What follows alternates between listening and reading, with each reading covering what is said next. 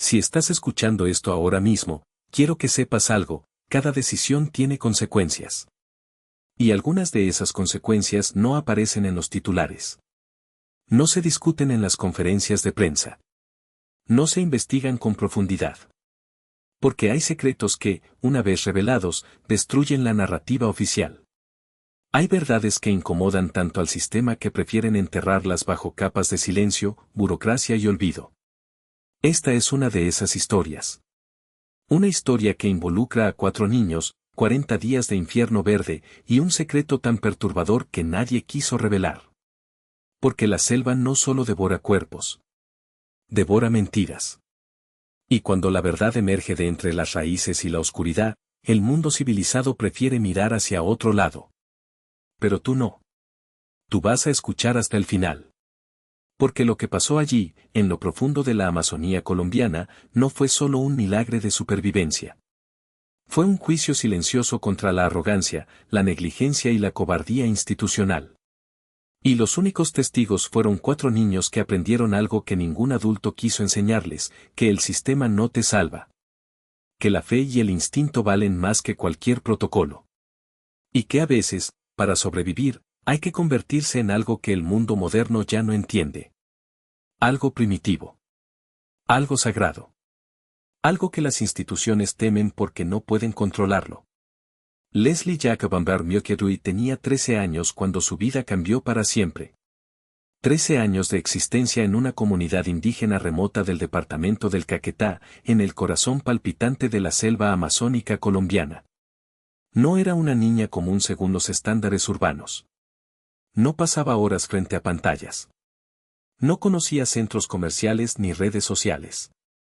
Su infancia había transcurrido entre los árboles gigantes, los ríos color café y las historias ancestrales contadas por los ancianos de su etnia, los Huitoto.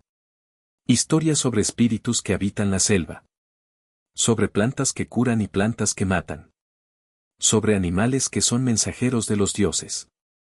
Sobre la importancia de respetar el equilibrio natural, porque la selva no perdona a quienes la desafían. Leslie había aprendido a identificar frutas silvestres comestibles desde los 5 años. Sabía cuáles hongos eran venenosos y cuáles podían comerse. Conocía los sonidos de los animales peligrosos y los sonidos de los inofensivos. Había aprendido a construir refugios improvisados con hojas de palma. A encontrar agua potable siguiendo el comportamiento de ciertos pájaros. A orientarse observando la posición del sol y las estrellas. Todo ese conocimiento ancestral, transmitido de generación en generación durante siglos, estaba almacenado en su memoria. Pero nunca imaginó que tendría que usarlo para mantener vivos a sus 3 hermanos menores durante 40 días en el infierno verde. Soleini tenía 9 años. Era la segunda en la jerarquía familiar. Más callada que Leslie, pero igualmente observadora. Había heredado la capacidad de su abuela para leer señales en la naturaleza. Sabía cuándo iba a llover observando el comportamiento de las hormigas. Sabía cuándo había depredadores cerca por el silencio repentino de los pájaros. Era la niña que siempre encontraba el camino de regreso a casa cuando salían a recolectar frutas. La que nunca se perdía. La que tenía un sentido innato de orientación que ni siquiera ella misma comprendía completamente. Tien Oriel tenía 4 años. Apenas estaba comenzando a entender el mundo. Era el niño curioso, el que hacía 1000 preguntas, el que quería tocarlo todo, explorarlo todo. Su madre lo regañaba constantemente porque se alejaba demasiado durante las caminatas familiares. Pero esa curiosidad, esa energía infantil inagotable, sería crucial durante los 40 días. Porque Tien Oriel no entendía el concepto de rendirse. No entendía que la situación era desesperada. Para él, todo era una aventura. Y esa inocencia, esa incapacidad de comprender la gravedad de la situación, lo mantuvo caminando cuando los mayores querían detenerse. Y luego estaba Christine. La bebé. Apenas había cumplido 1 año. No caminaba sola todavía. No hablaba. No entendía nada de lo que estaba pasando. Solo sabía que tenía hambre, que tenía sed, que extrañaba a su madre. Y lloraba. Lloraba constantemente. Un llanto que desgarraba el alma de Leslie cada vez que lo escuchaba. Porque ese llanto era un recordatorio constante de que no podía fallar. De que si ella se rendía, Christine moriría. Y eso era inaceptable. El 1 de mayo de 2023 amaneció gris en Araraquara. Una pequeña comunidad perdida en la inmensidad de la Amazonía colombiana. Un lugar donde el Estado colombiano apenas llega. Donde no hay carreteras. Donde la única conexión con el mundo exterior son las avionetas que llegan 1 o 2 veces por semana, dependiendo del clima y de la disponibilidad de pilotos dispuestos a arriesgar sus vidas volando sobre la selva. Porque volar sobre la Amazonía no es como volar sobre cualquier otro lugar. No hay aeropuertos de emergencia. No hay lugares seguros para aterrizar si algo sale mal. Solo hay árboles. Millones de árboles. Un océano verde que se extiende hasta el horizonte en todas direcciones. Y si caes allí, desapareces. Simplemente desapareces. Magdalena Mucutuy Valencia, la madre de los 4 niños, había tomado la decisión de viajar ese día. Necesitaba llegar a San José del Guaviare. Tenía asuntos familiares que resolver. Documentos que firmar. Trámites burocráticos que solo podían hacerse en persona. Así que reservó lugares en la avioneta Cessna 206 piloteada por Hernando Murcia Morales, un piloto experimentado que llevaba años volando sobre la selva. Hernando conocía los riesgos. Sabía que esa avioneta en particular había tenido problemas mecánicos recientes. Problemas que habían sido reportados al propietario. Problemas que supuestamente habían sido reparados. Pero en las zonas remotas de Colombia, las reparaciones de avionetas no siempre siguen los estándares internacionales. A veces son improvisadas. A veces son superficiales. A veces son mentiras. Y Hernando lo sabía. Pero también sabía que si rechazaba el vuelo, perdería su trabajo. Porque en esas regiones, los pilotos que hacen demasiadas preguntas no duran mucho. Así que aceptó. Revisó la avioneta superficialmente. Hizo las verificaciones mínimas. Y decidió confiar en la suerte. Esa fue la primera decisión fatal. No fue un accidente. Fue una elección consciente. Una elección hecha bajo presión económica, bajo presión social, bajo la falsa creencia de que siempre ha funcionado antes, funcionará ahora también. Y la selva, como siempre, estaba esperando. A las 7:30 de la mañana, la Cessna 206 despegó de la pista de tierra de Araraquara. A bordo iban 6 personas, el piloto Hernando Murcia Morales, Magdalena Mucutuy Valencia, sus 4 hijos, y otro adulto cuyo nombre nunca fue revelado públicamente. El vuelo debía durar aproximadamente 40 minutos. Una ruta que Hernando había volado cientos de veces. Conocía cada referencia visual. Cada río. Cada montaña. Cada claro en la selva. Pero ese día, algo era diferente. El motor sonaba extraño. No era un ruido alarmante. Solo un pequeño cambio en el tono. Algo que un piloto experimentado nota inmediatamente. Hernando frunció el ceño. Revisó los instrumentos. Todo parecía normal. Presión de aceite correcta. Temperatura del motor dentro de los parámetros. Combustible suficiente. Pero el sonido seguía ahí. Un zumbido irregular. Un pequeño fallo en el ritmo constante del motor. Hernando consideró regresar. Dar la vuelta. Aterrizar nuevamente en Araraquara y revisar el motor con más cuidado. Pero eso significaría retrasar el vuelo. Decepcionar a los pasajeros. Perder dinero. Y además, probablemente no era nada grave. Probablemente solo era su imaginación. Así que continuó volando. 15 minutos después, el motor comenzó a fallar de verdad. No fue gradual. Fue repentino. El zumbido irregular se convirtió en un traqueteo violento. Luego en un chirrido metálico. Luego en silencio. El motor se apagó. Completamente. Y en ese instante, la Cessna 206 dejó de ser un avión. Se convirtió en una piedra de 2 toneladas cayendo del cielo. Hernando intentó reiniciar el motor.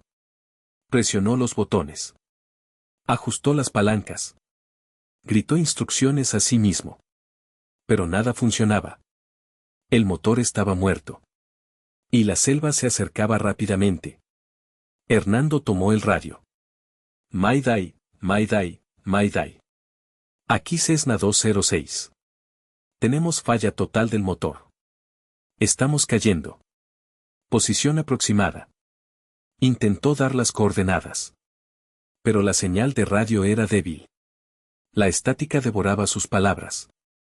Y antes de que pudiera terminar la transmisión, la avioneta atravesó el dosel de la selva. Las ramas gigantes golpearon el fuselaje como martillos. El parabrisas se hizo añicos. El ala derecha se partió. El tren de aterrizaje se arrancó. Y luego, el impacto final contra el suelo. Un golpe tan violento que el fuselaje se partió en dos. Hernando Murcia Morales murió instantáneamente. Su cuello se rompió en el impacto. El otro adulto también murió al instante. Su cráneo se fracturó contra el panel de instrumentos. Magdalena Mocutuy Valencia quedó atrapada entre los restos retorcidos del fuselaje. Tenía fracturas múltiples en las piernas.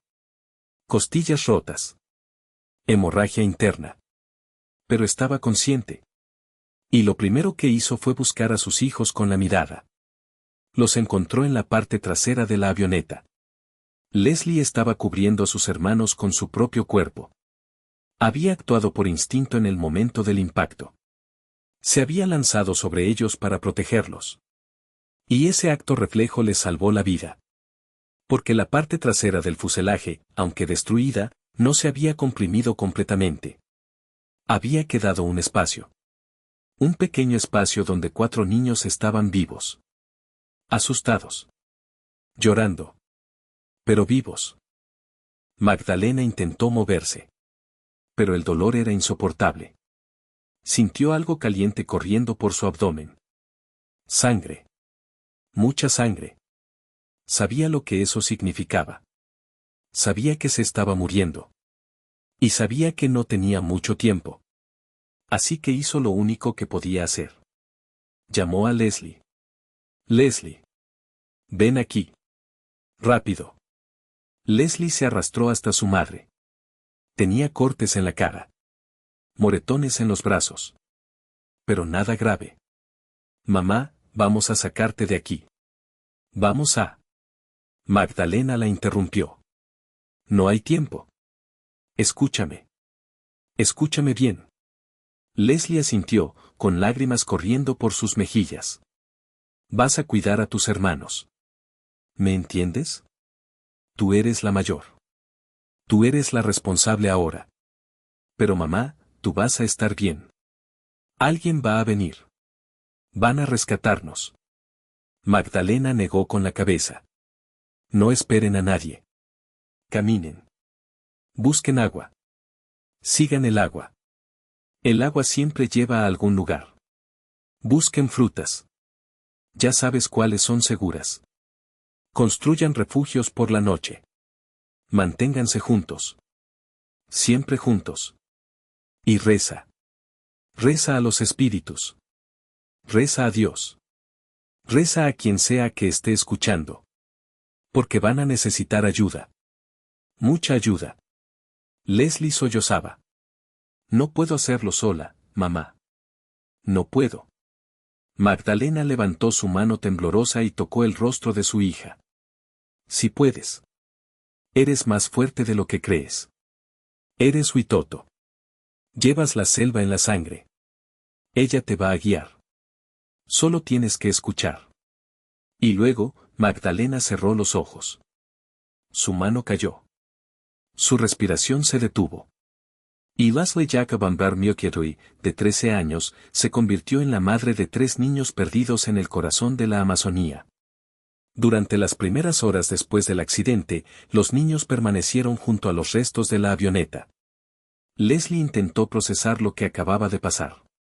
Su madre estaba muerta. El piloto estaba muerto. Estaban solos en medio de la selva. Y nadie sabía dónde estaban. Porque la transmisión de radio de Hernando había sido cortada antes de que pudiera dar las coordenadas exactas. Y la avioneta había caído en una zona tan densa que desde el aire era completamente invisible. Enterrada bajo el dosel de árboles gigantes. Tragada por la selva. Leslie miró a sus hermanos. Soleini estaba en shock, mirando fijamente el cuerpo de su madre. Tian Noreo lloraba, llamando a su mamá una y otra vez. Y Christine, la bebé, gritaba con esa desesperación primitiva de los infantes que saben que algo está terriblemente mal pero no pueden comprender qué. Leslie respiró profundo. Recordó las palabras de su madre. No esperen a nadie. Caminen. Pero una parte de ella se resistía. Una parte de ella quería quedarse. Quería esperar. Porque seguramente alguien vendría. Seguramente el piloto había logrado enviar la señal de socorro. Seguramente había equipos de rescate en camino. Así que decidió esperar. Al menos por un día. Tal vez 2. Lo suficiente para que los rescatistas llegaran.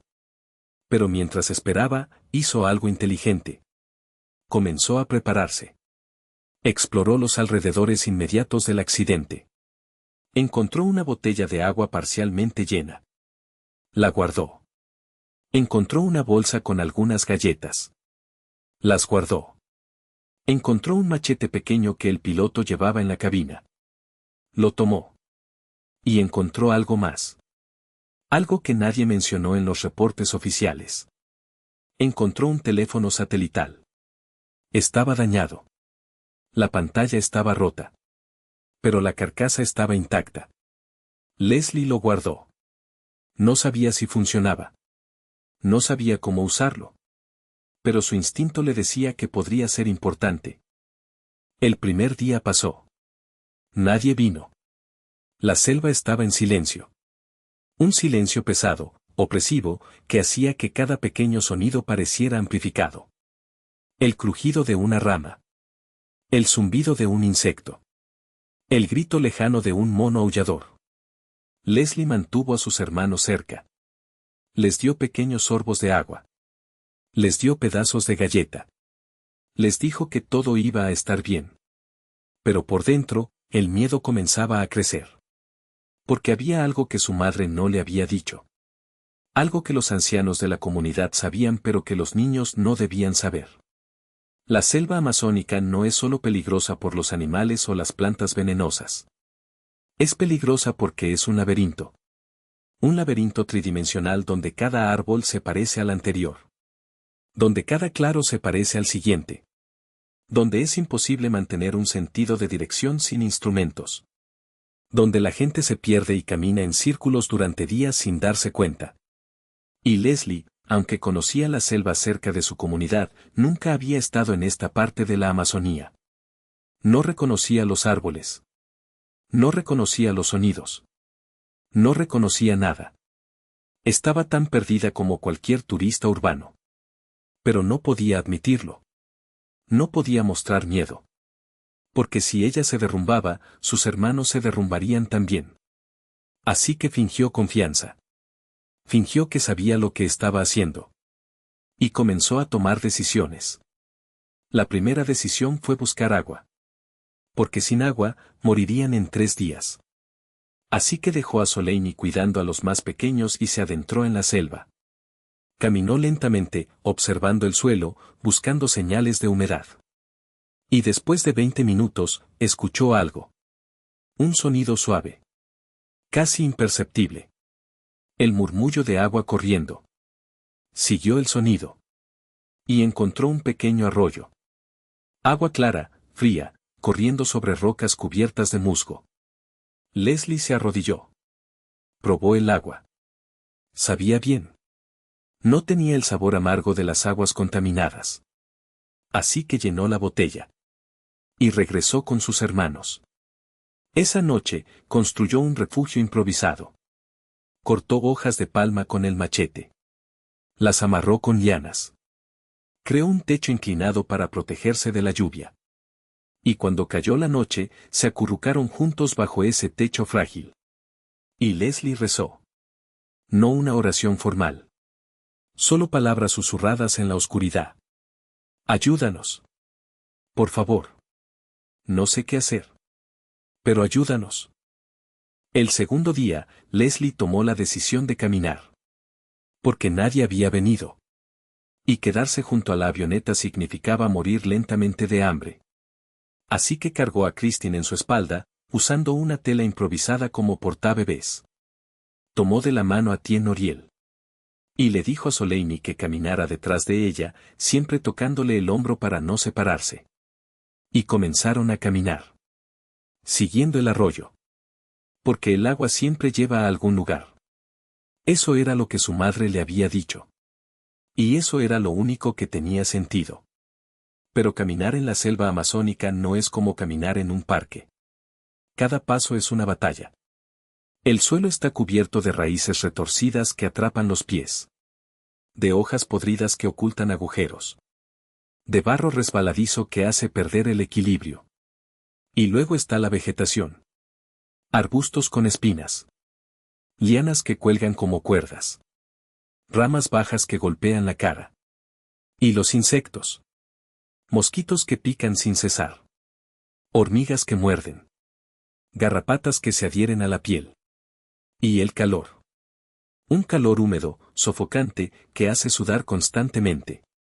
Que drena la energía. Que convierte cada kilómetro en una maratón. Pero Leslie no se detuvo. Caminó durante 3 horas. Luego descansó.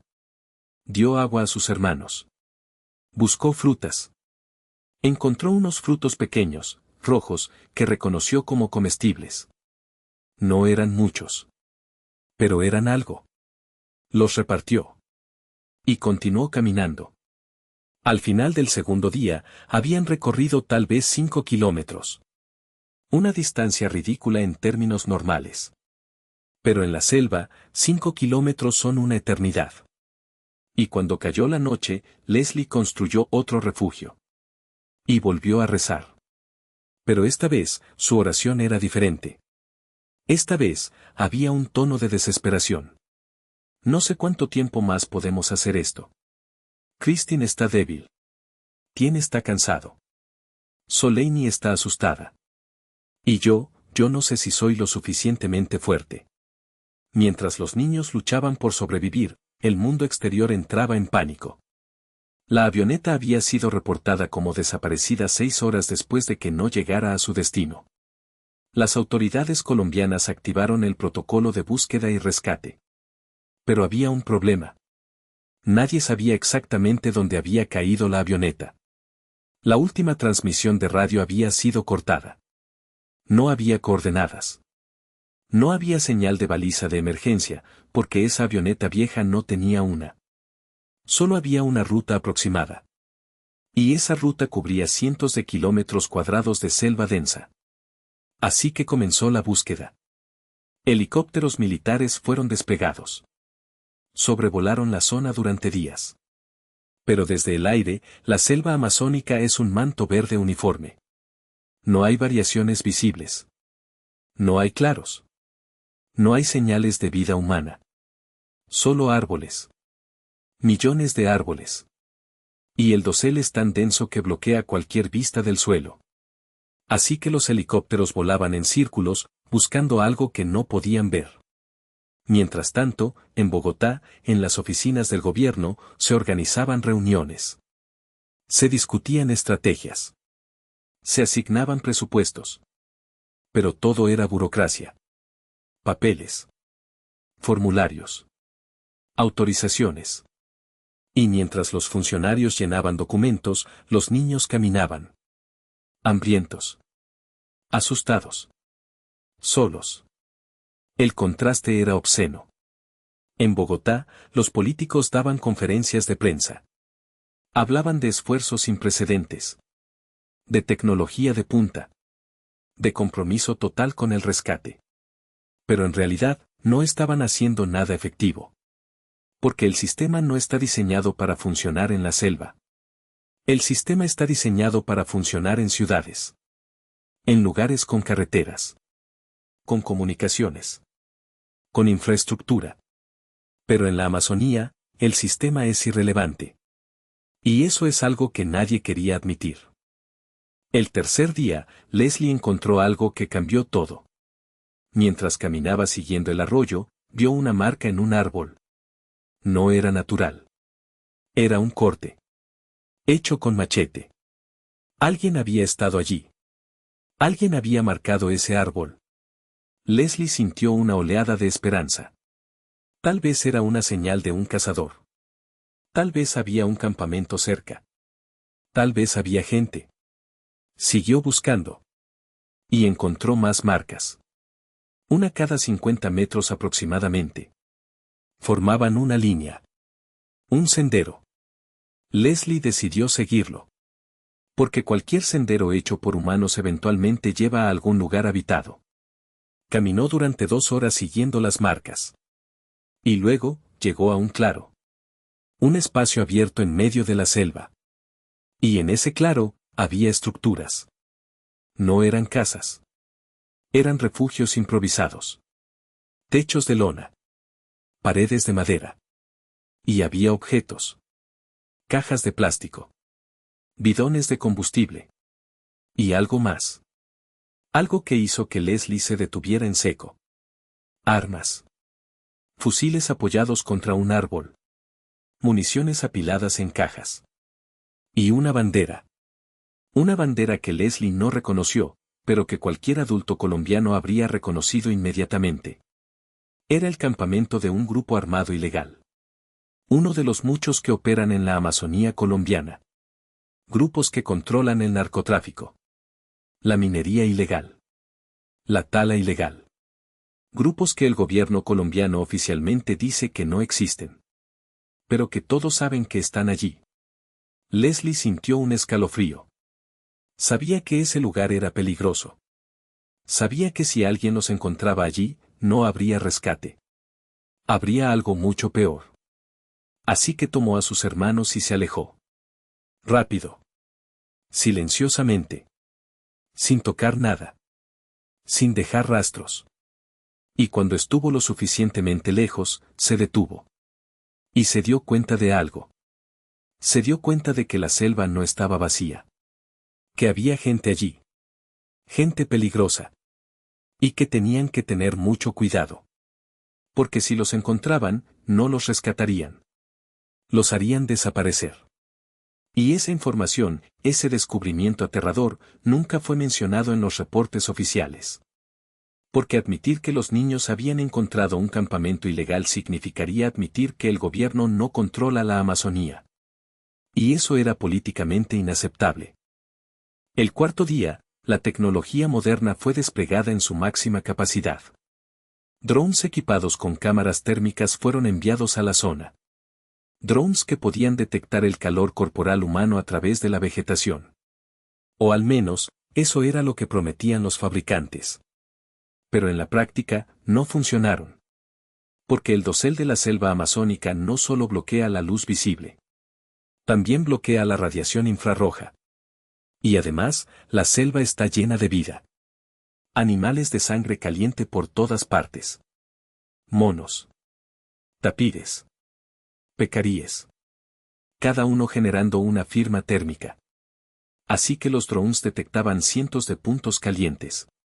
Pero ninguno era humano. O al menos, no había forma de saberlo. Mientras tanto, los satélites de la NASA fueron consultados. Imágenes de alta resolución de la zona fueron analizadas. Pero las imágenes mostraban solo un manto verde uniforme. Sin variaciones. Sin señales de un accidente. Sin señales de vida humana. Porque la avioneta había caído bajo el dosel. Y los niños estaban caminando bajo el dosel. Invisibles desde el espacio.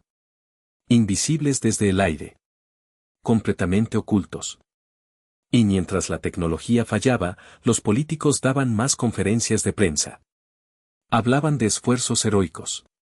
De no escatimar recursos. De traer a los niños de vuelta a casa. Pero todo era teatro. Porque en realidad no tenían idea de dónde buscar. Y mientras los adultos hablaban, los niños sufrían. Leslie había desarrollado llagas en los pies. Ampollas que se habían reventado y se habían infectado.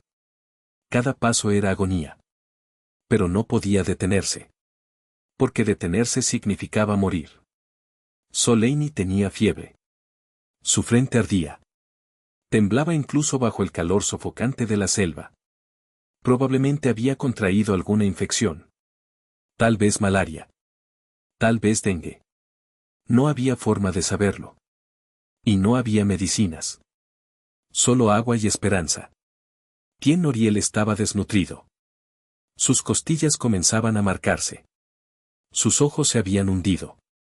Se movía lentamente, como un anciano. Y Christine, la bebé, había dejado de llorar. Y eso era lo más aterrador. Porque un bebé que no llora es un bebé que está demasiado débil para llorar. Y Leslie lo sabía. Lo sabía y le aterraba. Pero no podía rendirse. No podía detenerse. Así que continuó caminando. Un pie delante del otro. Una hora tras otra. Un día tras otro. El quinto día, Leslie tomó una decisión desesperada. Decidió usar el teléfono satelital que había encontrado en la avioneta. Sabía que estaba dañado. Sabía que probablemente no funcionaba. Pero tenía que intentarlo. Así que se sentó bajo un árbol. Sacó el teléfono. Lo examinó. La pantalla estaba completamente rota. Pero cuando presionó el botón de encendido, algo pasó. Una pequeña luz verde parpadeó. El teléfono tenía batería. Leslie sintió una oleada de esperanza. Pero luego se dio cuenta del problema. No sabía cómo usar un teléfono satelital. Nunca había visto uno antes. No sabía qué botones presionar. No sabía cómo hacer una llamada. Intentó presionar botones al azar. Pero nada pasaba. Solo la luz verde parpadeando. Frustrada, guardó el teléfono. Pero no lo tiró. Porque algo en su interior le decía que era importante. Que de alguna manera, ese teléfono podría salvarlos. Mientras tanto, en el mundo exterior, se estaba formando un grupo de rescate diferente. No era del gobierno. No era del ejército. Era un grupo de voluntarios indígenas. Hombres y mujeres de la etnia Witoto. Gente que conocía la selva. Que había crecido allí. Que sabía cómo rastrear. Cómo leer señales. Cómo moverse silenciosamente entre los árboles. Y lo más importante, tenían perros. No perros entrenados en academias militares. Sino perros de caza. Perros que habían pasado toda su vida en la selva. Perros que podían seguir un rastro durante días. Uno de esos perros se llamaba Wilson. Un mestizo de tamaño mediano, con pelaje marrón y orejas caídas. No parecía especial. Pero tenía un olfato extraordinario. Podía detectar olores humanos a kilómetros de distancia. Y cuando los voluntarios indígenas le dieron a oler una prenda de ropa de los niños, Wilson captó el olor. Y comenzó a buscar. Pero el gobierno no quería que los indígenas participaran en el rescate. Porque si los indígenas encontraban a los niños, el gobierno perdería el control de la narrativa. Perdería la oportunidad de presentarse como el héroe salvador. Así que intentaron bloquearlos. Les dijeron que era peligroso. Que no tenían autorización. Que debían dejar el rescate a los profesionales. Pero los indígenas no obedecieron. Porque para ellos, no era una operación mediática. Era una cuestión de familia. De comunidad. De deber sagrado. Así que se adentraron en la selva. Sin permisos. Sin autorizaciones. Sin esperar órdenes de nadie. Y comenzaron a buscar. El sexto día, Leslie encontró comida real. No frutas silvestres. No raíces. Sino algo sustancial. Había seguido el arroyo hasta un lugar donde el agua formaba una pequeña poza. Y en esa poza, había peces. Pequeños, pero peces al fin. Leslie no tenía anzuelos. No tenía red. Pero tenía el machete. Así que se metió en el agua. Lentamente. Silenciosamente. Y esperó. Los peces se acercaron. Curiosos. Y cuando uno pasó cerca, Leslie golpeó con el machete. Falló. El pez huyó. Pero Leslie no se rindió. Esperó de nuevo. Y volvió a intentarlo. Y esta vez, acertó. El machete atravesó el pez. Lo levantó del agua. Y Leslie sintió una alegría que no había sentido en días. Porque tenía comida. Comida real. Salió del agua. Limpió el pez con el machete. Y lo compartió con sus hermanos. Lo comieron crudo. Porque no tenían forma de hacer fuego. Pero no importaba. Era proteína. Era energía. Era vida. Y esa noche, por primera vez en días, los niños durmieron con el estómago menos vacío. Pero el alivio fue temporal. Porque al día siguiente, Soleini empeoró. Su fiebre aumentó. Comenzó a delirar. A hablar incoherencias. A ver cosas que no estaban allí. Leslie estaba aterrada. Sabía que su hermana se estaba muriendo. Que necesitaba medicinas. Que necesitaba un hospital. Pero no había nada de eso. Solo había selva. Y silencio. Y desesperación. Así que hizo lo único que podía hacer. Mojó un pedazo de tela en el arroyo. Lo puso sobre la frente de Soleini. Y rezó. Rezó con una intensidad que nunca había sentido antes. Rezó no solo con palabras, sino con todo su ser. Con cada fibra de su cuerpo. Con cada pensamiento de su mente. Por favor. Por favor. No me la quites. Ya perdí a mi madre. No puedo perder a mi hermana también. Por favor. Y algo extraño pasó. No fue un milagro espectacular.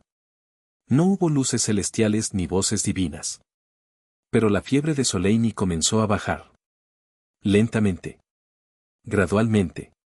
Y al amanecer del octavo día, estaba consciente de nuevo. Débil. Pero consciente.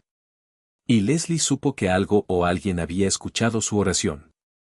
El 10º día, los voluntarios indígenas encontraron la primera pista real. Uno de los rastreadores, un hombre llamado Henry, encontró una huella pequeña en el barro junto a un arroyo. Una huella de pie descalzo. De niño. Y cerca de esa huella, había otra. Y otra. Formaban un rastro. Un rastro que indicaba que los niños habían estado allí. Y que habían estado vivos. Henry llamó a los demás. Examinaron las huellas. Calcularon cuánto tiempo tenían. Probablemente 2 o 3 días. Lo que significaba que los niños seguían moviéndose. Seguían vivos. Y estaban siguiendo el arroyo. Exactamente lo que cualquier persona con conocimiento de la selva haría. Henry sonrió. Porque eso significaba que Leslie estaba pensando correctamente. Estaba usando su conocimiento ancestral. Estaba sobreviviendo. Pero Henry no reportó el hallazgo al gobierno. Porque sabía que si lo hacía, el ejército tomaría el control. Llegarían con sus helicópteros ruidosos. Con sus botas pesadas. Con su falta de conocimiento de la selva. Y asustarían a los niños. Los harían huir. Los harían esconderse. Así que Henry decidió mantenerlo en secreto. Y continuar la búsqueda con su grupo. Silenciosamente. Pacientemente. Siguiendo el rastro como sus ancestros habían hecho durante siglos. Mientras tanto, en Bogotá, el gobierno estaba bajo presión. Los medios de comunicación internacionales habían comenzado a cubrir la historia. CNN. BBC. Al Jazeera. Todos preguntaban lo mismo: ¿cómo es posible que un país no pueda encontrar a 4 niños? ¿Dónde está la tecnología? ¿Dónde están los recursos? ¿Dónde está la competencia? Y el gobierno no tenía respuestas. Solo excusas. La selva es muy densa. El área es muy grande. Estamos haciendo todo lo posible. Pero la verdad era más simple y más vergonzosa. La verdad era que el sistema había fallado. Que toda la tecnología, Todo el presupuesto, todas las conferencias de prensa, no servían de nada. Porque el sistema no está diseñado para funcionar donde la naturaleza manda. Y eso es algo que nadie quería admitir. El día 15, Leslie tomó una decisión que cambiaría todo. Decidió dejar de seguir el arroyo. Porque había notado algo. El arroyo los estaba llevando en círculos. No literalmente. Pero estaba serpenteando tanto que después de días de caminar, no habían avanzado mucho en línea recta. Así que decidió cambiar de estrategia. Decidió buscar terreno alto. Porque desde una colina, tal vez podrían ver algo. Alguna señal de civilización. Algún claro. Algún río grande. Así que comenzó a subir. Y subir en la selva amazónica es aún más difícil que caminar en terreno plano. Porque la pendiente es empinada. Porque las raíces son más traicioneras. Porque el cansancio se multiplica. Pero Leslie no se detuvo. Cargó a Christine. Ayudó a Tien Oriel. Animó a Soleini. Y subieron. Durante 3 horas. Hasta que finalmente llegaron a la cima de una pequeña colina. Y desde allí, Leslie pudo ver algo. A lo lejos, muy lejos, había una columna de humo. Delgada. Apenas visible. Pero estaba allí. Humo significaba fuego. Fuego significaba gente. Y gente significaba salvación. Leslie sintió que su corazón se aceleraba. Señaló el humo a sus hermanos. ¿Ven eso? Vamos hacia allá. Hay gente allá. Y comenzaron a caminar en esa dirección. Pero lo que Leslie no sabía era que ese humo no venía de una comunidad amigable. Venía de otro campamento ilegal. Un campamento de mineros ilegales que extraían oro del río usando mercurio. Gente que no quería ser encontrada. Gente que no quería testigos. Gente que haría cualquier cosa para proteger su operación. Y los niños estaban caminando directamente hacia ellos. El día 18, los niños llegaron cerca del campamento. Pero antes de que pudieran verlo, escucharon voces. Voces de hombres. Hablando en voz alta. Riendo. Y algo en esas voces hizo que Leslie se detuviera. No sonaban amigables. Sonaban rudas. Peligrosas. Así que tomó a sus hermanos y se escondió detrás de un árbol grande. Y observó. Desde su escondite, podía ver el campamento. Había varias tiendas de campaña. Máquinas ruidosas. Mangueras que bombeaban agua del río. Y hombres armados. Hombres con fusiles colgando de sus hombros. Hombres que claramente no eran trabajadores legales. Leslie entendió inmediatamente. Entendió que si se acercaba a ese campamento, no los ayudarían. Los verían como un problema. Como testigos. Y los harían desaparecer. Así que tomó la decisión más difícil de su vida. Decidió alejarse. Decidió ignorar la única señal de civilización que habían visto en 18 días. Y volver a adentrarse en la selva. Porque la selva, por peligrosa que fuera, era más segura que esos hombres. Y esa decisión de una niña de 13 años, probablemente le salvó la vida. Porque años después, cuando las autoridades finalmente desmantelaron ese campamento, encontraron fosas comunes. Cuerpos de personas que habían visto demasiado. Que habían hecho demasiadas preguntas. Que habían estado en el lugar equivocado en el momento equivocado. Y los niños casi fueron parte de esas fosas. Pero Leslie confió en su instinto. Y su instinto la salvó. El día 22 fue el día del colapso psicológico. Leslie había sido fuerte durante 3 semanas. Había tomado decisiones. Había cuidado a sus hermanos. Había mantenido la esperanza. Pero ese día, algo se rompió dentro de ella. Tal vez fue el agotamiento acumulado. Tal vez fue el hambre constante. Tal vez fue el peso de la responsabilidad. O tal vez fue simplemente que era una niña de 13 años que había visto morir a su madre y que había pasado 3 semanas luchando por mantener vivos a sus hermanos en el infierno verde. Sea cual sea la razón, ese día Leslie se derrumbó. Se sentó en el suelo. Y lloró. Lloró como no había llorado desde el accidente. Lloró con una intensidad que asustó a sus hermanos. Porque hasta ese momento, Leslie había sido la roca. La líder. La adulta. Pero en ese instante, volvió a ser una niña. Una niña asustada, hambrienta, agotada y desesperada. Soleini se acercó a ella. La abrazó. Leslie, está bien. Vamos a estar bien. Pero Leslie negó con la cabeza. No, no vamos a estar bien. Nadie nos está buscando. Nadie nos va a encontrar. Vamos a morir aquí. Y es mi culpa. Es mi culpa porque no sé qué estoy haciendo. No sé a dónde vamos. No sé si estamos yendo en la dirección correcta. No sé nada. Y en ese momento de total desesperación, Leslie hizo algo que nunca había hecho antes. Rezó en voz alta. No en susurros. No en silencio. Sino en voz alta, para que sus hermanos la escucharan. Para que la selva la escuchara. Para que quien sea que estuviera escuchando la escuchara. No sé si hay alguien ahí. No sé si los espíritus existen. No sé si Dios nos ve. Pero si hay alguien, por favor, ayúdanos. No por mí. Por ellos. Mira a Christine. Tiene 1 año. No ha hecho nada malo. No merece morir aquí. Mira a Tien. Tiene 4 años. Todavía no entiende lo que está pasando. Mira a Soleini.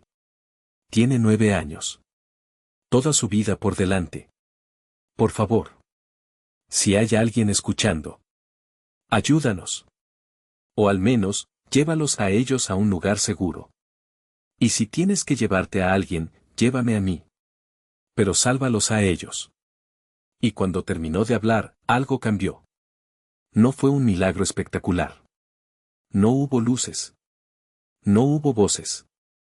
Pero Leslie sintió algo. Una calma. Una paz inexplicable. Como si una mano invisible hubiera tocado su hombro. Como si una voz silenciosa le hubiera susurrado, no estás sola. Y esa sensación, esa certeza inexplicable, le dio fuerzas para levantarse. Para secar sus lágrimas. Para cargar nuevamente a Christine. Para tomar de la mano a sus hermanos. Y para seguir caminando. El día 25, los voluntarios indígenas estaban cada vez más cerca. Wilson, el perro rastreador, había seguido el olor de los niños durante días. A veces perdía el rastro. A veces lo recuperaba. Pero nunca se rendía. Y Henry, el líder del grupo, confiaba en Wilson completamente. Porque Wilson no era solo un perro. Era un miembro del equipo. Un compañero. Un hermano. Y cuando Wilson ladraba de cierta manera, Henry sabía que había encontrado algo. Y ese día, Wilson ladró. No fue un ladrido normal. Fue un ladrido agudo, insistente, emocionado. Henry corrió hacia él. Y encontró algo. Un refugio improvisado. Hecho con hojas de palma. Abandonado. Pero reciente. Henry examinó el refugio. Vio marcas de manos pequeñas en las hojas. Vio huellas de pies pequeños en el barro. Y supo que los niños habían estado allí. Probablemente hacía menos de un día. Lo que significaba que estaban muy cerca. Henry llamó a su grupo. Los estamos alcanzando. Están cerca. Muy cerca. Y aceleraron el paso. Pero tenían que ser cuidadosos. Porque si hacían demasiado ruido, podrían asustar a los niños. Podrían hacer que huyeran. Así que se movieron silenciosamente. Como fantasmas. Como sus ancestros les habían enseñado. Mientras tanto, el gobierno seguía dando conferencias de prensa. Seguía hablando de operaciones masivas y tecnología avanzada. Pero en realidad, no habían avanzado nada. Seguían buscando en las mismas áreas. Seguían usando los mismos métodos ineficaces. Y mientras ellos hablaban, los indígenas actuaban. Y se acercaban cada vez más. El día 28, Leslie vio algo que la hizo detenerse. Una marca en un árbol. No era como las marcas que había visto antes, las del campamento ilegal. Esta era diferente. Era un símbolo. Un símbolo que reconoció. Era un símbolo Witoto. Un símbolo usado por los cazadores de su comunidad para marcar territorios seguros. Leslie sintió que su corazón se aceleraba. Eso significaba que alguien de su gente había estado allí. Alguien que conocía los símbolos. Alguien que tal vez los estaba buscando. Buscó más marcas. Y las encontró. Una cada 100 metros. Formando un camino. Leslie decidió seguirlas. Porque si alguien de su gente había dejado esas marcas, tal vez las estaban guiando. Tal vez era una señal. Caminó siguiendo las marcas durante 2 horas. Y luego, escuchó algo. Un sonido que no había escuchado en 28 días. Un ladrido. Un ladrido de perro. Leslie se detuvo. Escuchó con atención. El ladrido venía de adelante. Y se estaba acercando. Leslie no sabía si debía esconderse o quedarse quieta. Pero algo en su interior le dijo que se quedara. Que esperara. Y entonces, vio al perro.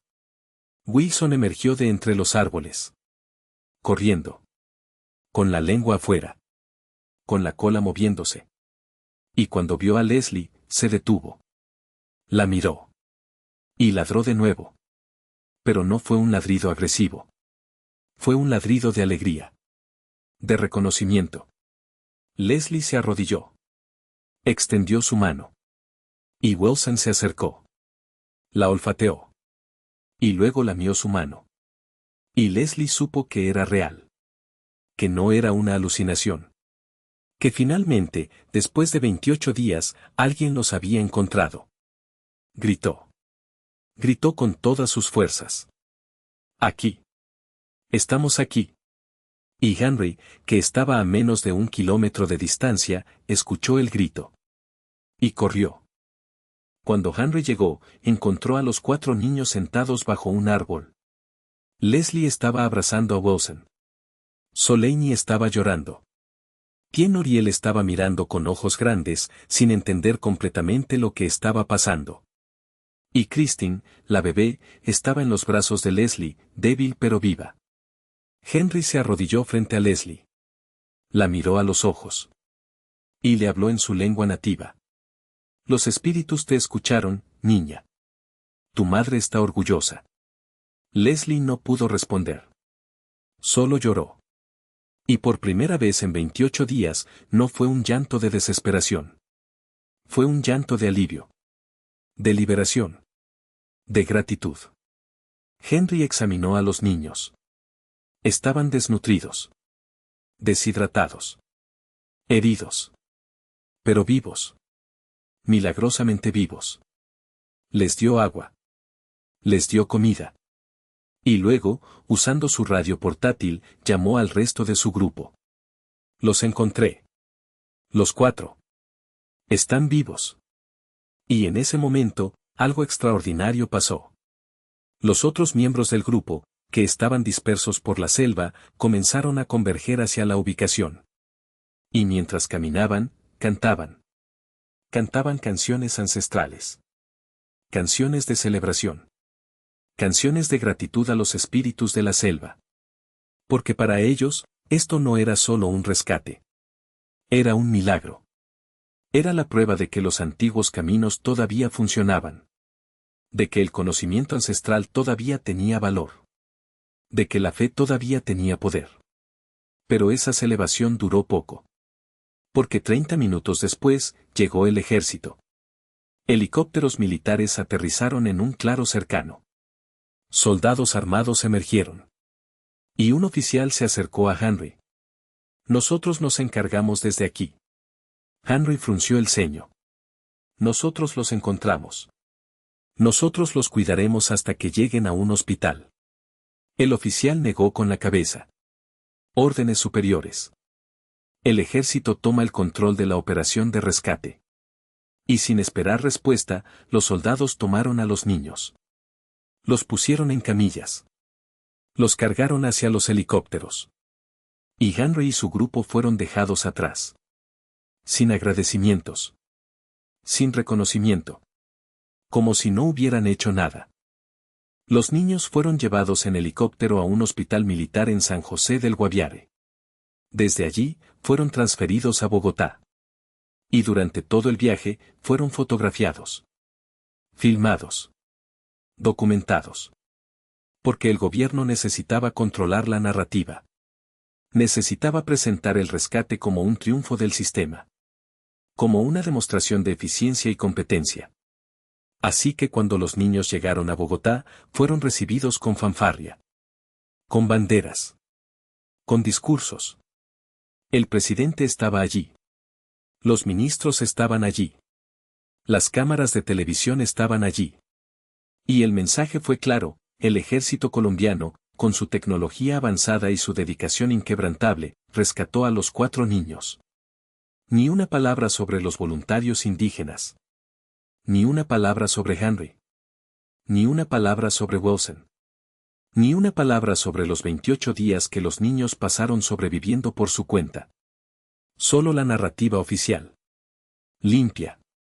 Heroica. Conveniente. Y cuando los periodistas intentaron entrevistar a Leslie, fueron bloqueados. Los niños necesitan descansar. Necesitan recuperarse. No pueden dar entrevistas en este momento. Pero la verdad era diferente. La verdad era que el gobierno no quería que Leslie hablara. Porque si hablaba, revelaría cosas incómodas. Revelaría que habían encontrado campamentos ilegales. Revelaría que el sistema de rescate había fallado. Revelaría que fueron los indígenas, no el ejército, quienes los encontraron. Y esas revelaciones destruirían la narrativa oficial. Así que Leslie fue silenciada. No con amenazas directas, sino con presión sutil. Con recomendaciones de psicólogos del gobierno. Con sugerencias de que hablar demasiado podría traumatizarla más. Con la promesa de que si cooperaba, si seguía el guión oficial, su familia recibiría apoyo. Educación para los niños. Vivienda. Atención médica. Pero si hablaba de más, ese apoyo desaparecería. Y la familia, ya vulnerable, ya golpeada por la tragedia, aceptó. Porque no tenían opción. Los niños pasaron 2 semanas en el hospital. Fueron tratados por desnutrición, deshidratación, infecciones parasitarias y múltiples heridas. Christine, la bebé, estaba en estado crítico. Había perdido casi el 30% de su peso corporal. Sus órganos estaban comenzando a fallar. Pero los médicos lograron estabilizarla. Y lentamente, muy lentamente, comenzó a recuperarse. Tien Oriel tenía infecciones en ambos pies. Las llagas se habían infectado con bacterias de la selva. Necesitó antibióticos intravenosos durante 1 semana. Pero también se recuperó. Soleini había contraído malaria. Su fiebre en la selva había sido el primer síntoma. Pero había sobrevivido sin tratamiento. Y ahora, con medicinas adecuadas, se recuperó completamente. ¿Y Leslie? Leslie tenía heridas físicas. Pero las heridas más profundas eran psicológicas. Había visto morir a su madre. Había cargado la responsabilidad de mantener vivos a sus hermanos durante 28 días. Había tomado decisiones de vida o muerte. Había enfrentado peligros que ningún adulto debería enfrentar, mucho menos una niña de 13 años. Y ahora, en la seguridad del hospital, todo eso la alcanzó. Tenía pesadillas. Se despertaba gritando. Veía la selva en cada sombra. Escuchaba los sonidos de los animales en cada ruido. Y cuando los psicólogos intentaron hablar con ella, Leslie se cerraba. No quería hablar. No quería recordar. Solo quería olvidar. Pero había algo que no podía olvidar. Algo que la perseguía. El recuerdo de los campamentos ilegales. El recuerdo de los hombres armados. El recuerdo de que la selva no estaba vacía. Y el recuerdo de que el gobierno no controlaba nada. Y cuando finalmente habló con los psicólogos, cuando finalmente contó lo que había visto, su testimonio fue clasificado. Fue declarado información sensible. Y fue enterrado en archivos que nunca serían publicados. 2 meses después del rescate, la familia fue reubicada. El gobierno les proporcionó una casa en las afueras de San José del Guaviare. Una casa modesta, pero segura. Con electricidad. Con agua corriente. Con acceso a escuelas y hospitales. Y los niños comenzaron a adaptarse a una nueva vida. Una vida muy diferente de la que habían conocido en su comunidad indígena. Leslie fue inscrita en una escuela secundaria. Al principio, fue difícil. Los otros estudiantes la miraban con curiosidad. Algunos con admiración. Otros con lástima. Y Leslie odiaba ambas cosas. No quería ser admirada. No quería ser vista como una heroína. Solo quería ser normal. Solo quería ser una niña de 13 años otra vez. Pero eso era imposible. Porque lo que había vivido la había cambiado. La había convertido en algo diferente. Algo más fuerte. Algo más sabio. Pero también algo más roto. Y mientras intentaba adaptarse a su nueva vida, el mundo exterior comenzó a olvidar. Los medios de comunicación pasaron a otras historias. Los políticos dejaron de dar discursos sobre el rescate. Y lentamente, la historia de los 4 niños que sobrevivieron 40 días en la selva se convirtió en solo eso, una historia. Un titular del pasado. Un recuerdo distante. Pero para Leslie, no era una historia. Era su vida. Y cada noche, cuando cerraba los ojos, volvía a estar allí. En la selva. Caminando. Cargando a Christine. Buscando agua. Buscando comida. Buscando esperanza. Y cada noche, se despertaba con el mismo pensamiento, sobreviví. ¿Pero a qué costo? 1 año después del rescate, un periodista independiente intentó investigar la historia. Quería saber la verdad. Quería hablar con los voluntarios indígenas. Quería entrevistar a Henry. Quería saber exactamente qué había pasado durante esos 40 días. Pero cuando intentó contactar a la familia, fue bloqueado. Cuando intentó hablar con funcionarios del gobierno, fue ignorado. Y cuando intentó viajar a la comunidad indígena donde vivía Henry, fue detenido por militares. Le dijeron que era una zona de seguridad restringida. Que necesitaba permisos especiales. Que no podía entrar sin autorización.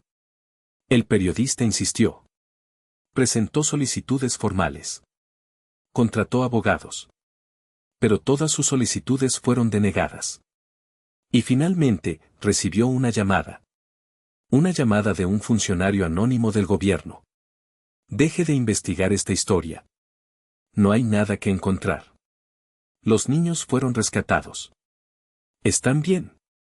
Fin de la historia. El periodista preguntó por qué había tanto secreto. ¿Por qué no podía hablar con los voluntarios indígenas? ¿Por qué no podía acceder a los reportes oficiales? Y el funcionario respondió con una frase que lo dijo todo, porque hay cosas que es mejor que el público no sepa. Y con esa frase, el periodista entendió. Entendió que había un secreto. Un secreto tan grande, tan incómodo, tan peligroso, que el gobierno estaba dispuesto a hacer cualquier cosa para mantenerlo oculto. ¿Pero cuál era ese secreto? ¿Qué era tan terrible que no podía ser revelado? El periodista tenía sus teorías. Tal vez era la existencia de los campamentos ilegales. Tal vez era el hecho de que el sistema de rescate había fallado completamente. Tal vez era el hecho de que fueron los indígenas, no el ejército, quienes encontraron a los niños. O tal vez era algo más. Algo que ni siquiera él podía imaginar. Pero nunca lo sabría. Porque su investigación fue bloqueada. Sus fuentes fueron silenciadas. Y su historia nunca fue publicada. 2 años después del rescate, Leslie cumplió 15 años. Ya no era la niña asustada que había salido de la selva. Se había convertido en una joven seria, callada, observadora. Había aprendido a vivir con sus recuerdos. A convivir con sus pesadillas.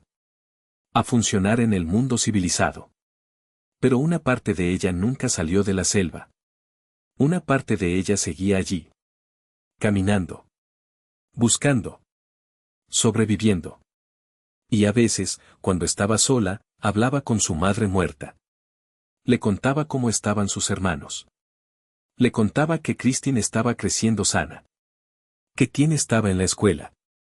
Que Soleini estaba aprendiendo a leer.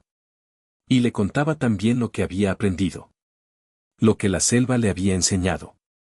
Que el mundo está lleno de sistemas que prometen protección pero que en realidad solo protegen su propia imagen. Que la tecnología es inútil cuando la naturaleza decide cobrar. Que la fe no es religión institucional, sino confianza en lo invisible. Que el sistema no ayuda. Que el sistema solo controla. Y que a veces, para sobrevivir, hay que convertirse en algo que el mundo moderno ya olvidó. Un ser humano completo. Sin dependencia. Sin excusas. Sin esperar que alguien más resuelva tus problemas. Porque la selva enseña lo que el sistema oculta. Que estás solo. Que nadie viene a salvarte. Que la supervivencia es responsabilidad tuya. Y que si logras sobrevivir, no será porque el sistema funcionó. Será porque tú funcionaste. Y ahora, años después, el secreto sigue enterrado. Los archivos siguen clasificados. Los testimonios siguen silenciados. Y la narrativa oficial sigue siendo la misma: el ejército colombiano rescató heroicamente a 4 niños perdidos en la selva. Pero tú, que has escuchado hasta aquí, ahora sabes la verdad. Sabes que fueron los niños quienes se salvaron a sí mismos. Sabes que fueron los voluntarios indígenas quienes los encontraron. Sabes que el sistema falló. Y sabes que hay secretos que el gobierno no quiere que conozcas. Secretos sobre campamentos ilegales. Sobre zonas sin control. Sobre la verdadera naturaleza del poder en las regiones remotas de Colombia. Y ese es el secreto prohibido que nadie quiso revelar. No porque sea peligroso para la seguridad nacional, sino porque es peligroso para la narrativa oficial. Porque cuestiona todo. Porque muestra que el emperador está desnudo. Que el sistema es una ilusión. Que la protección prometida es una mentira. Y que al final, cuando todo se derrumba, solo quedas tú. Tu fe. Tu instinto. Tu voluntad de sobrevivir. Y eso es lo que realmente importa. Porque László Jakab Mukutui no sobrevivió gracias al sistema. Sobrevivió a pesar del sistema. Y esa es la lección más importante que la selva le enseñó. Hoy, Leslie tiene 16 años. Vive una vida que parece normal desde afuera. Va a la escuela. Tiene amigas. Hace tareas. Pero por dentro, sigue siendo esa niña de 13 años caminando por la selva. Porque hay experiencias que no se olvidan. Hay lecciones que no se borran. Y hay verdades que, una vez conocidas, no pueden ser ignoradas. Y la verdad que Leslie conoce es esta: el mundo está construido sobre mentiras. Mentiras sobre seguridad. Mentiras sobre protección. Mentiras sobre sistemas que funcionan. Pero cuando todo se derrumba, cuando la tecnología falla, cuando las instituciones desaparecen, solo queda lo primitivo. Lo ancestral. Lo humano. Y eso es lo que el sistema teme. Porque si la gente supiera que puede sobrevivir sin el sistema, empezaría a cuestionar para qué sirve el sistema. Y esa pregunta simple y devastadora, es el secreto prohibido más peligroso de todos. Los voluntarios indígenas nunca recibieron reconocimiento oficial. Henry nunca fue mencionado en los reportes del gobierno. Wilson, el perro que encontró a los niños, nunca apareció en las fotografías oficiales. Porque reconocerlos habría significado admitir que el sistema falló. Que toda la tecnología, todo el presupuesto, todas las operaciones militares, no sirvieron de nada. Y eso era políticamente inaceptable. Así que fueron borrados de la historia. Convertidos en fantasmas. En héroes invisibles. Pero ellos no buscaban reconocimiento. No buscaban medallas ni discursos. Solo buscaban hacer lo correcto. Porque para ellos, no era una operación. Era un deber sagrado. Era la continuación de una tradición ancestral de cuidar a los suyos, de proteger a los vulnerables, de honrar a la selva y a los espíritus que la habitan. Y cuando finalmente regresaron a su comunidad, no hubo conferencias de prensa. No hubo cámaras. Solo hubo una ceremonia privada. Una ceremonia donde los ancianos bendijeron a Henry y a su grupo. Donde cantaron canciones de gratitud. Donde ofrecieron tabaco y chicha a los espíritus de la selva. Y donde Henry, con lágrimas en los ojos, dijo algo que nunca fue registrado pero que todos los presentes recordarían para siempre: no fuimos nosotros quienes los encontramos. Fueron los espíritus quienes nos guiaron. Y fue esa niña, Leslie, quien mantuvo vivos a sus hermanos. Ella es la verdadera heroína. No nosotros. No el gobierno. Ella. Y tenía razón. Porque durante 40 días, Leslie hizo lo imposible. Cargó a una bebé de 1 año a través de cientos de kilómetros de selva. Encontró agua cuando no había agua. Encontró comida cuando no había comida. Tomó decisiones correctas cuando cualquier decisión parecía incorrecta. Evitó peligros que habrían matado a adultos experimentados. Y lo más importante, nunca perdió la fe. Nunca dejó de creer que había una razón para seguir adelante. Que había algo o alguien guiándola. Que su madre, desde donde sea que estuviera, la estaba protegiendo. Y esa fe, esa confianza irracional en lo invisible, fue lo que la mantuvo caminando cuando la lógica decía que se detuviera. Fue lo que la mantuvo esperanzada cuando la razón decía que se rindiera. Fue lo que la mantuvo humana cuando la selva intentaba convertirla en animal. Y eso es algo que ningún sistema puede enseñar. Ninguna tecnología puede replicar. Ninguna institución puede proporcionar. Porque la fe no viene de afuera. Viene de adentro. Y solo se activa cuando todo lo demás ha fallado. Los campamentos ilegales que Leslie encontró nunca fueron investigados oficialmente. Porque hacerlo habría requerido admitir que existen. Y admitir que existen habría requerido explicar por qué el gobierno no los ha desmantelado. Y esa explicación habría revelado algo que todos saben pero que nadie dice: que hay zonas de Colombia donde el Estado no tiene control. Donde otros poderes operan libremente. Donde las leyes no se aplican. Donde la soberanía nacional es una ficción. Y revelar eso públicamente habría sido un desastre político. Así que los campamentos siguen allí. Las operaciones ilegales continúan. Y los niños que los vieron fueron silenciados. No con violencia. No con amenazas directas. Sino con algo más sutil y más efectivo, con la promesa de que si callaban, estarían seguros. Y con la advertencia implícita de que si hablaban, no lo estarían. Y la familia, ya traumatizada, ya vulnerable, aceptó el trato. Porque no tenían opción. Porque el sistema no protege a quienes lo desafían. Solo protege a quienes lo obedecen. 3 años después del rescate, Christine cumplió 4 años. Ya no recordaba nada de lo que había pasado. Para ella, la selva era solo una historia que sus hermanos mayores contaban. Una historia que no parecía real. Una historia que sonaba como un cuento de hadas oscuro. Pero su cuerpo recordaba. Porque había cicatrices. Cicatrices de las picaduras de insectos. Cicatrices de las infecciones. Cicatrices de la desnutrición que había afectado su desarrollo. Los médicos dijeron que probablemente tendría problemas de salud toda su vida. Que su sistema inmunológico había sido comprometido. Que su crecimiento había sido retardado. Pero también dijeron algo más. Dijeron que era un milagro que estuviera viva.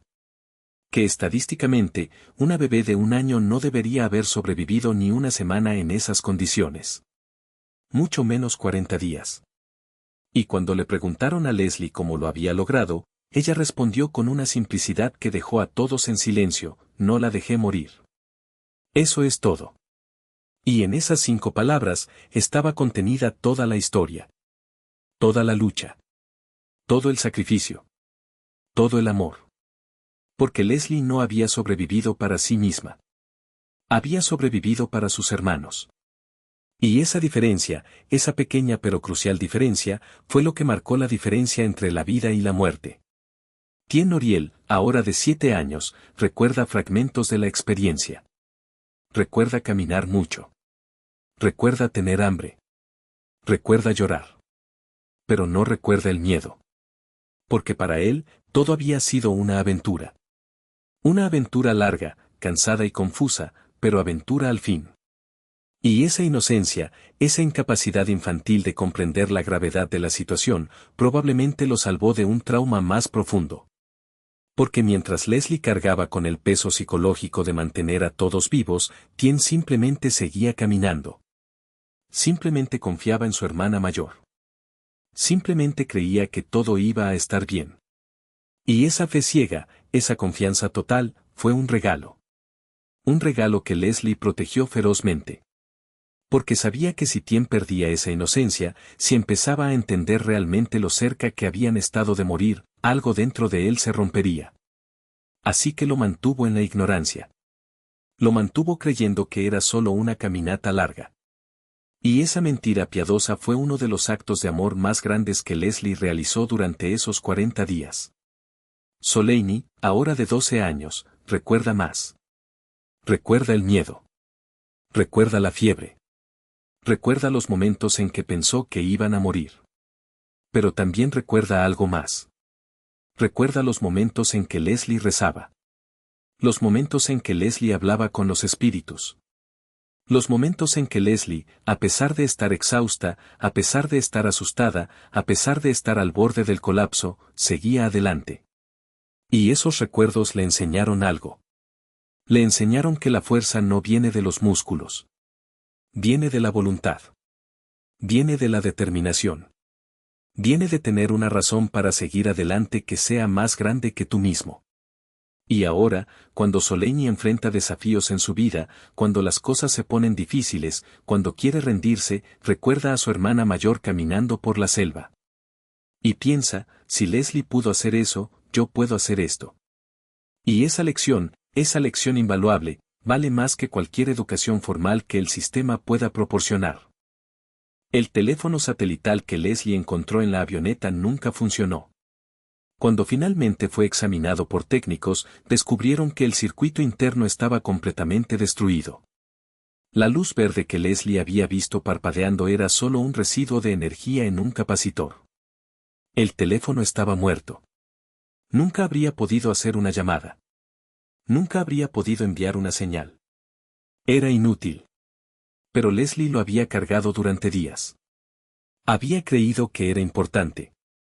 Había creído que de alguna manera podría salvarlos. Y esa creencia, aunque basada en una ilusión, le había dado esperanza. Le había dado una razón para seguir adelante. Le había dado algo tangible en lo que aferrarse cuando todo lo demás parecía perdido.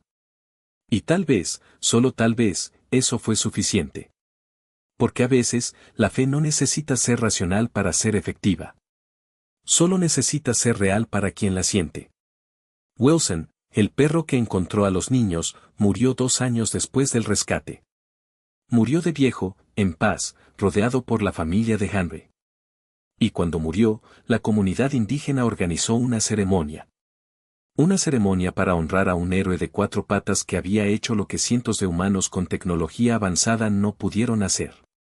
Enterraron a Wilson bajo un árbol sagrado. Cantaron canciones en su honor.